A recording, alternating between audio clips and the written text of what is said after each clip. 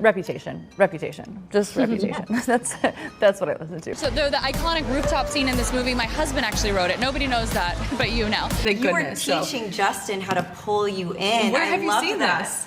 I actually just saw it too. It was on Instagram yesterday, I think. First of all, congrats on your little bump. Congrats on your little bump. Congrats on your little bump. Congrats on your little bump. Yeah, no, let me see it. Oh my gosh, thank you so much. That's so sweet. I'm gonna put it here because it doesn't go with my outfit, but I will wear it later. So if someone understands the themes of this movie, comes across you in public, and they want to really talk to you, what's the best way for them to be able to talk to you about this? How would you recommend they go about it? Like asking for like my address or my phone number or like my location share. Or I could just location share you and then we could I'd be fighting alongside them, but my calling is to one day host a podcast that monetizes the women's movement. Uzi time, baby. Look alive!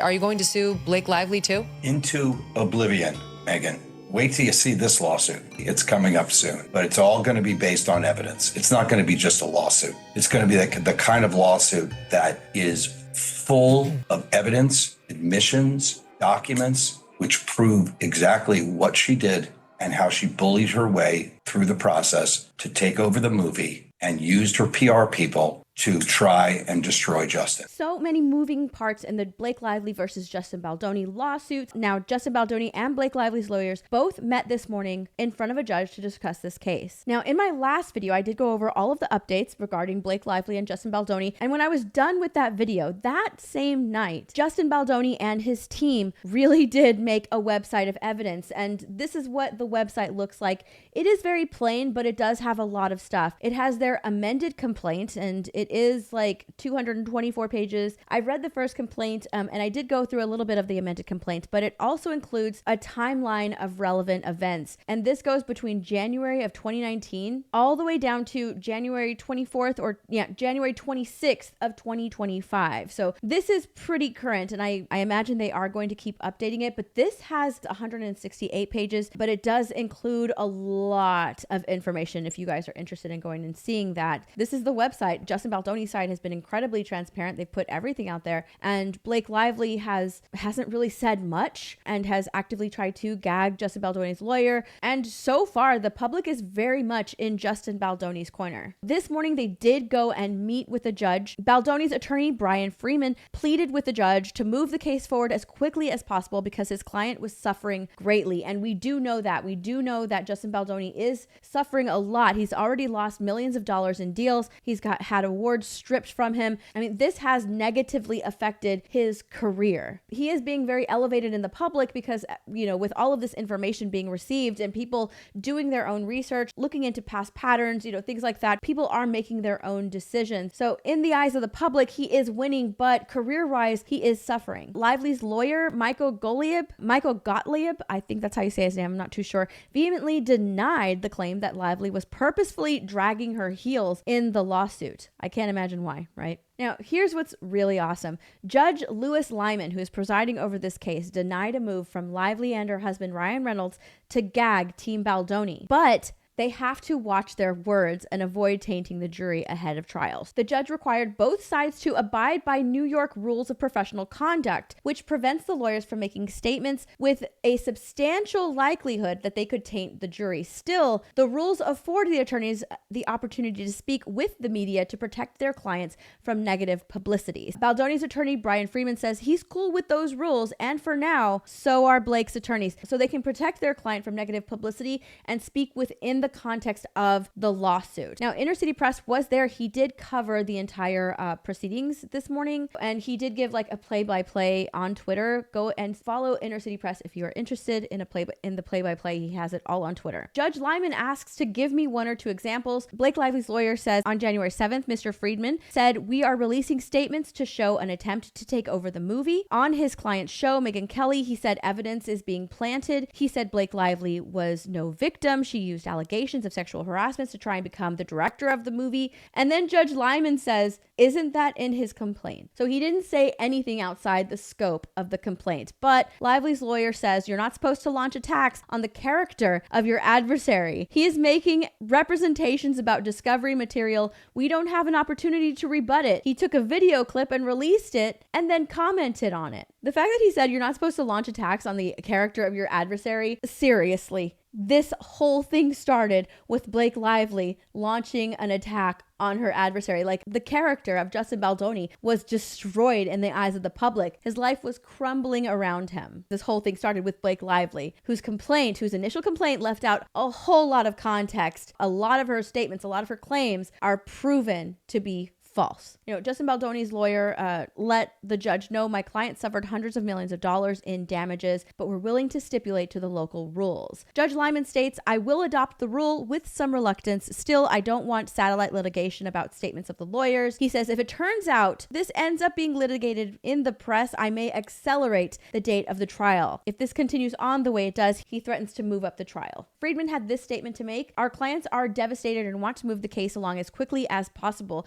We just couldn't be more pleased with how this case was handled today, how it was managed. We're going to move as quickly as we possibly can and prove our innocence in a world where sometimes people judge you before they can give you a chance, and we're going to change that. I really hope that they do, because what has happened to Justin Baldoni because of, all of these accusations made by Blake Lively that we now know have been, proven false. What has happened to him is egregious. Nobody really knew who Justin Baldoni was before this whole thing. Granted, he is elevated in the eyes of the public right now, but this is always going to be something that he's going to be known for. I would really hope that this has a stain on Blake Lively's career, but Blake Lively, she's married to Ryan Reynolds. She's friends with Taylor Swift. She has more in her favor than Justin Baldoni does. This was supposed to be his big movie. This was supposed to be, the culmination of pretty much his entire career. This was his passion project. And unfortunately, because of this lawsuit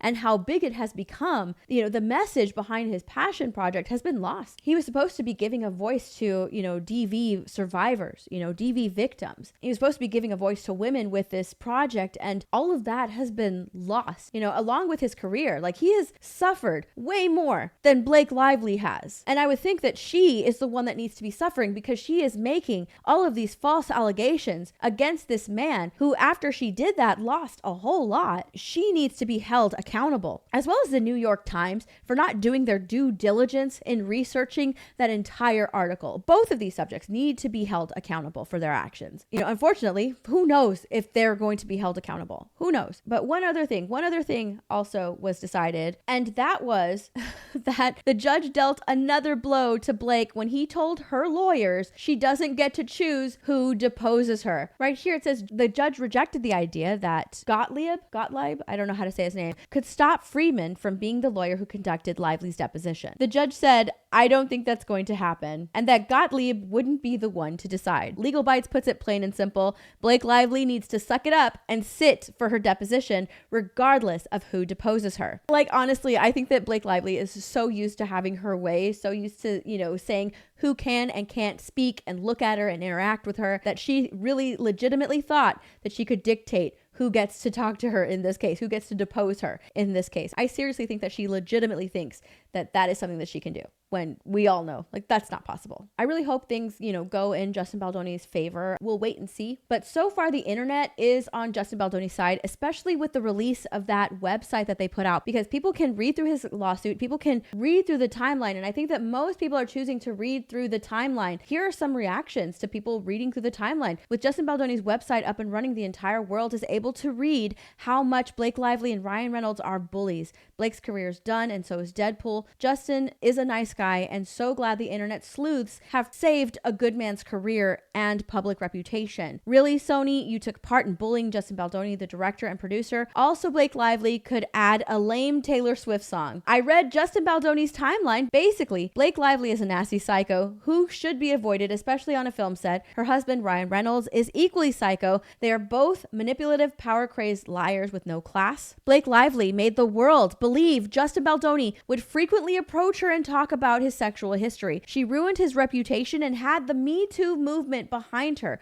within a few hours. Meanwhile, he was simply recounting notes from a meeting she refused to attend. The kind of man Justin Baldoni is, it makes me sad thinking people were so quick to cancel him and turn their back on him without any evidence. I'm reading Justin Baldoni's detailed timeline and I'm furious. Thank God Blake Lively is not getting away with this like she thought she would. And shame on Sony for allowing her demands, knowing she's stealing other people's hard work. Blake Lively effectively blackmailed Justin Baldoni out of his own movie. Guys, the fall of Blake Lively and Ryan Reynolds shows that the majority of Americans not only believe in goodness, but also can be unified. We have found our common cause, and it is to protect Justin Baldoni and stomp out those that abuse their power and status. I actually gave my take on Twitter regarding the website and the timeline. I said the timeline of events are insane. No director will want to work with Blake Lively after all this, and Ryan Reynolds should have a permanent stain on his career for essentially helping his wife orchestrate a fake Me Too takedown. This is despicable. And I absolutely think that. Unfortunately, this is going to, loom over Justin Baldoni's careers, but it should loom heavily. It should weigh heavily on Blake Lively and Ryan Reynolds' careers as well. Everything that Justin Baldoni, all of that transparency has only helped him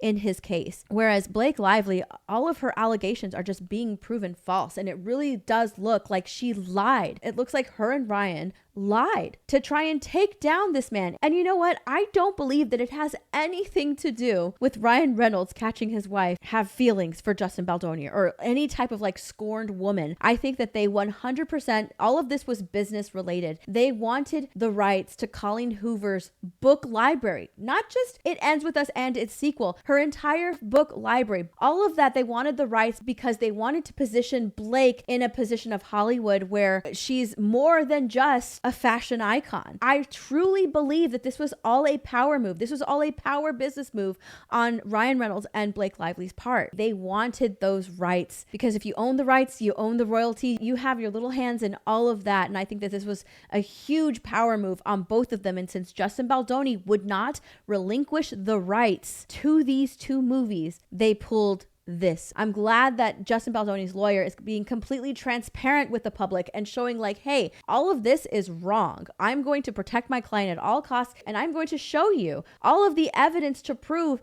that all of these claims are false. So that is where we are here in regards to Justin Baldoni and Blake Lively. And that's it for me. Let me know what you guys think in those comments down below, and I'll talk to you guys in my next video. Bye, everyone.